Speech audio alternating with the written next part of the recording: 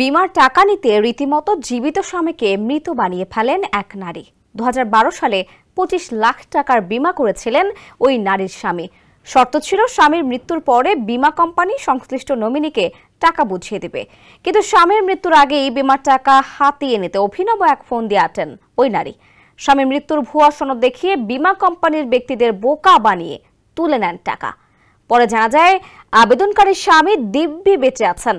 ঘটনাটি নিয়ে শোরগোল পড়তেই ওই দম্পতিকে গ্রেপ্তার করেছে পুলিশ।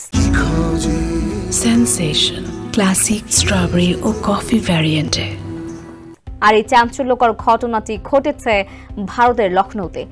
সন্দীপ ওয়াতকুর নামে এক ব্যক্তি ওই দম্পতির বিরুদ্ধে থানায় অভিযোগ জানানোর পরই তদন্তে নামে পুলিশ।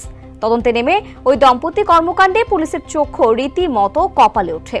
ভারতীয় সংবাদ মাধ্যমের খবরে বলা হয়েছে, রবি শঙ্কর নামে এক ব্যক্তি 2012 সালে 25 লাখ টাকার বিমা করেছিলেন। পরে 2023 সালের 21 এপ্রিল রবির স্ত্রী কেশরী কুমারী ওই বিমা কোম্পানির কাছে দাবি করেন 9 এপ্রিল তার স্বামীর মৃত্যু হয়েছে, তাই স্বামীর করা বিমার 25 লাখ টাকা চান তিনি। এজন্য প্রয়োজনীয় নথি হিসেবে রবির মৃত্যুর প্রশংসাপত্র জমা দেন কেশরী। তথ্য যাচাইয়ের পর তার দাবি গৃহীত হয়, টাকাও চলে যায় আবেদনকারীর ব্যাংক অ্যাকাউন্টে। পরে অভ্যন্তরীণ এক তদন্তে জানা যায় কেশরীর দাবি ছিল পুরোটাই মিথ্যা, তার স্বামী মৃত নয় বরং জীবিতই রয়েছে।